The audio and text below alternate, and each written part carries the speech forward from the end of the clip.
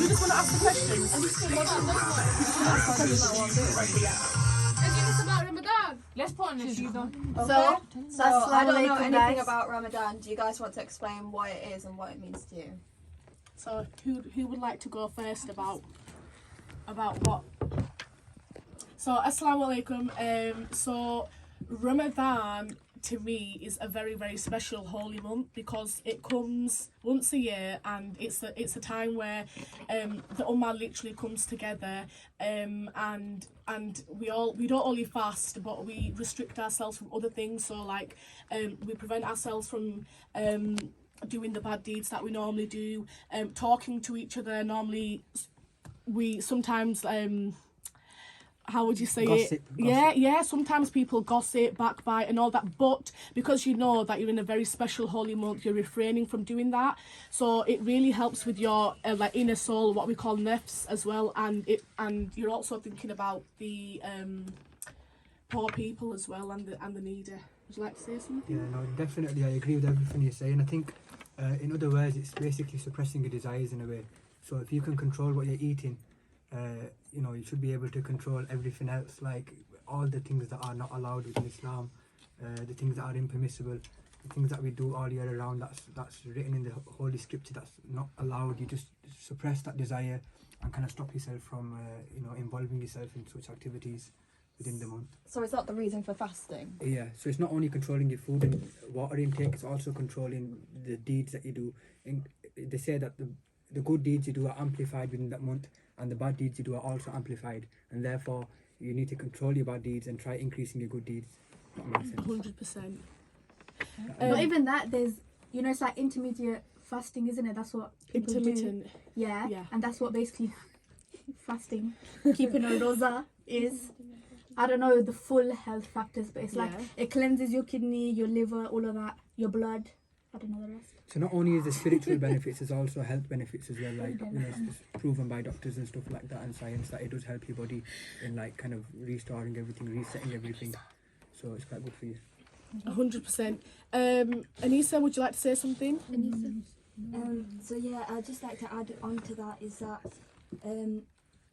in Ramadan, basically what we believe as the devil gets locked up, and so there's no better month to start and to elevate yourself in a month where you're not getting tempted by whispers and like temptations of the devil. And so it's not about, oh, like I'm a Ramadan like Muslim, as some people say, because everyone needs to start somewhere. So if you've got to reduce temptations, you might as well start in Ramadan. And it's all about elevating yourself in the sense that you want to make the maximum out of the fact that you're not going to have a weakness, in the sense that you're not going to have the devil to go against, and all you've got left is you and your inner desires. Otherwise, in any other month, you've got you, your inner desires, and the temptations of the devil. So in that sense, it makes sense to elevate yourself in Ramadan. But yeah. 100%. Okay. Well said, Anissa. Thank you. Marion, would you like to say something? Okay, so who does fast? Do you all do the same thing, or do you do, are there different levels to it? Yeah, so as part of being a Muslim, one of our 5 pillars of Islam is Sawm, which is fasting. But also, like, our Lord Allah is so merciful and so understanding. There's certain people that are actually restricted from fasting. So we have like pregnant women, they do not have to fast. You've got the poor and the needy who don't have the means to survive on a normal day, so it's not prescribed in them, they don't have to fast. We've also got children who haven't hit the age of puberty, they don't have to fast yet, because there's some misconceptions that children have to fast and they're at a certain age, but that's because that's not true at all. Once you've hit the age of puberty, then that's when your fasting begins. A traveller. Yeah, a traveller.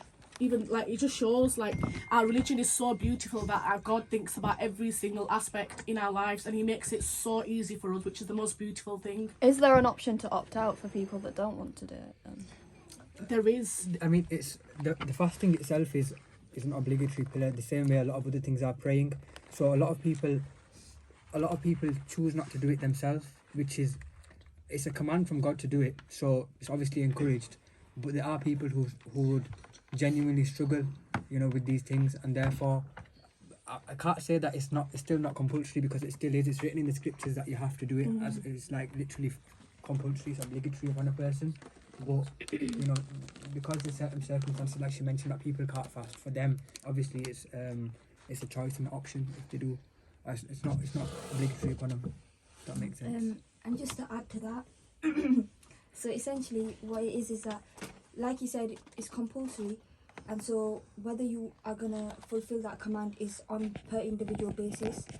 But there are those that that is compulsory on, but there's means of like an opt out. For example, if they become really sick, or like if whilst they were fasting their fast broke for a certain reason, then there's other rulings that come in place to make up for them fasts. And obviously depending on the circumstance will differ on like what sort of way they make sort of means out of it. For example, if you're, let's say, do a full month of sickness, that essentially breaks a fast. But because you still fasted and you still had that intention, for you, all you need to do is make that 1 day fast up later on in the year. And there's obviously like certain rulings whether if you can't actually do the fast itself because you're too ill or too old, then you can sort of pay and feed the poor as a sort of compensation. And obviously then it goes into different rulings of how you do that. But yeah, that's in regards to the opt-out system. Yeah, but generally speaking, the rule is if you are able to fast, it's compulsory upon you. You have to fast. There's no really grey area for that. I'm just thinking someone like on our course for paramedic students, shift work can sort of like mess up your whole routine, and it might be some might find it difficult.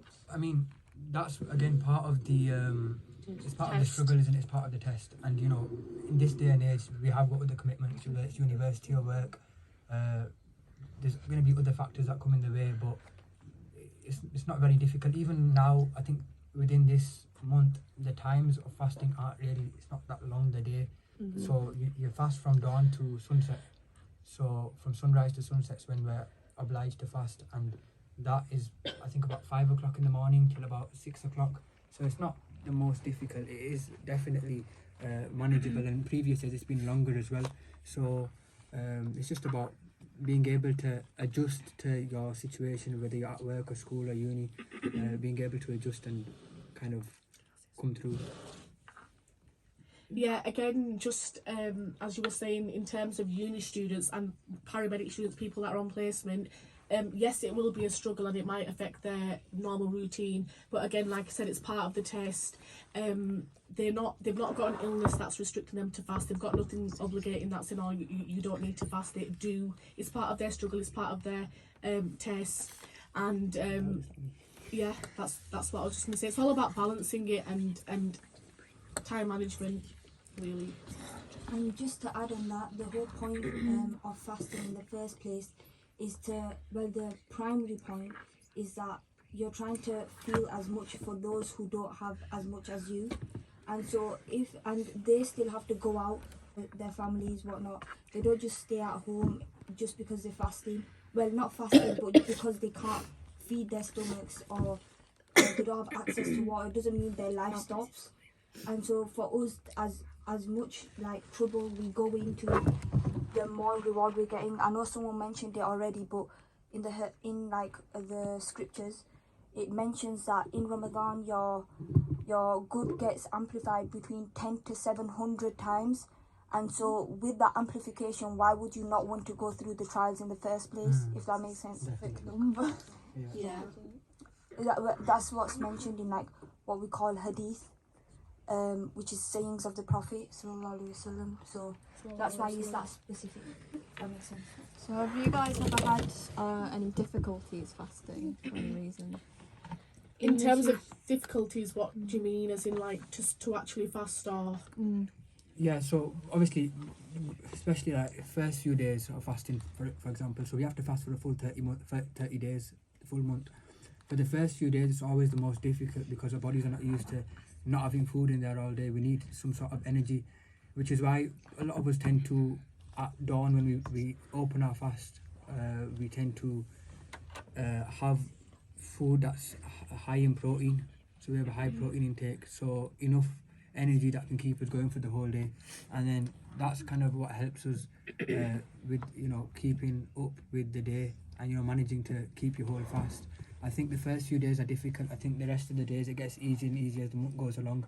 But again, if that wasn't the case and we didn't struggle, then there wouldn't be any point in fasting because it'd be a piece of cake. But the whole point is that we can, like, for the sake of God, because we don't have to do it. Nobody from outside is telling us we have to do it. It's literally just God. So we know by us fasting, we're literally doing it just for God. And that's kind of submission of God, you could say. And tawakkul. It's that trust in God that we're doing it just for Him. And that's what we're going to benefit from. So that's what He's going to reward us for. Our intentions should be just because God told us, that's why we're doing it. Okay. Yeah. I understand it's supposed to be difficult, it's supposed to be testing you, but what if it comes to the point where it's becoming detrimental to your uni work or something? I remember one prime example was during GCSEs. We had to fast throughout the whole month, and I remember when everyone was saying, "Oh, I won't be able to do that. It's going to be too much." GCSE, which is just a vital exam in our lives. Yeah. But then again, we thought, talking to our parents and talking to scholars and teachers, they all said that is part of the test.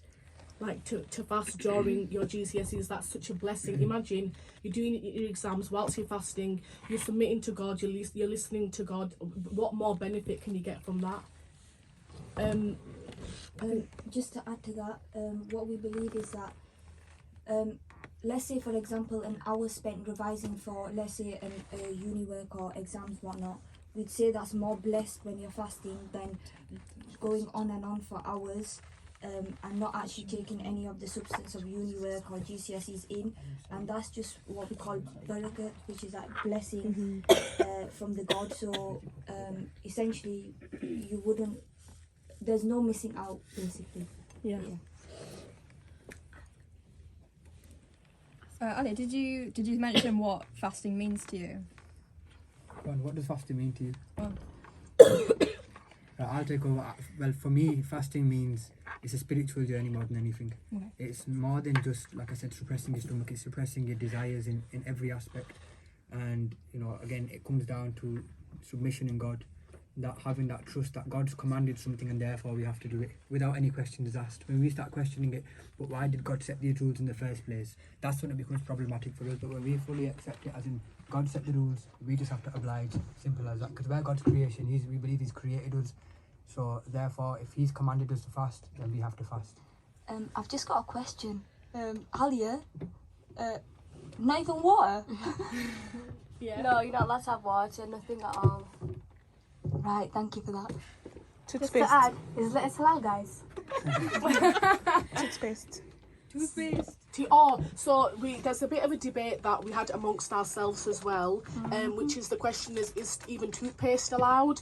And we all actually had different opinions on this. So in my opinion, I mean, according to the hadiths and knowledge that I've studied, it says that you're not allowed to take anything into the mouth. So just think toothpaste is, of course, it's like a taste and you're not actually swallowing it, but how do you know when you're brushing your teeth what is actually being swallowed in the mouth? And it's like Allah always says prevention is better than actually doing the thing. So if you're saying, okay, toothpaste is allowed, I'm only tasting it, how do you actually know that you're not swallowing the toothpaste? So you spent a whole day of fasting thinking that, okay, I fasted the day, I've brushed my teeth,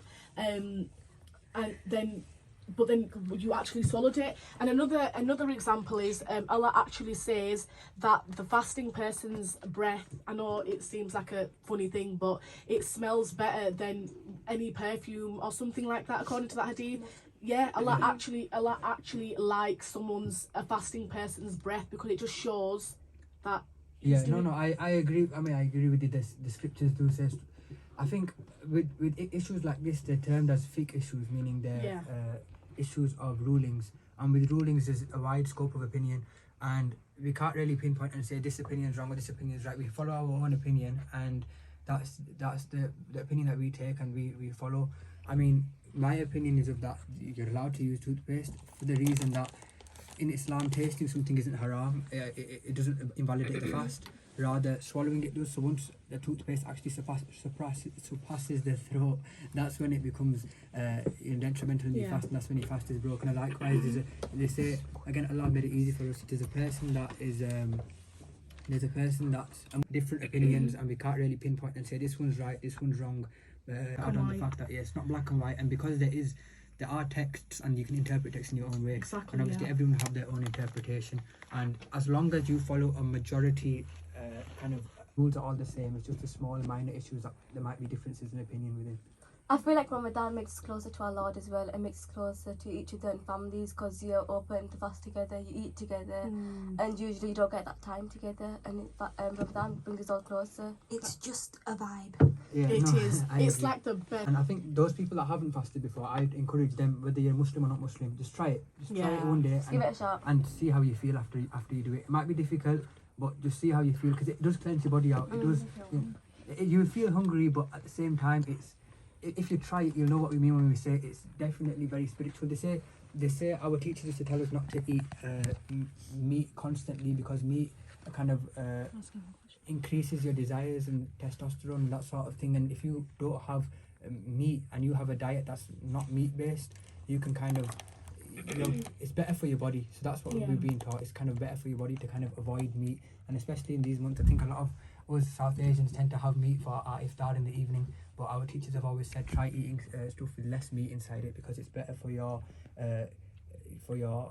generally for your body. Yeah. Can't forget the samosas, of course. Exactly. So even when you open the fast, keep it limited. Don't overindulge because you've done a whole day of fasting. Respect everyone. Love your family. Love your neighbours, and just enjoy the month. It's just a very, very beautiful, special month. Ramadan is around the corner, and I just wish everyone has a blessed Ramadan. One thing in Ramadan we do a lot is we give food to each other a lot. We give out food to the neighbourhood, and in Ramadan we get a lot of blessings with this, feeding a person who's fasting. Yeah, so especially that time in the evening when it's iftar time, just before iftar, you see your neighbours in your street come out, with plates and food and stuff like that. So it's just a very special month. Yeah, so basically in Iftar, if anyone wants to buy me a burger meal, you know where I am. Ramadan Mubarak, guys. So just to wrap this up, guys, just wishing everyone a blessed Ramadan. Ramadan Mubarak!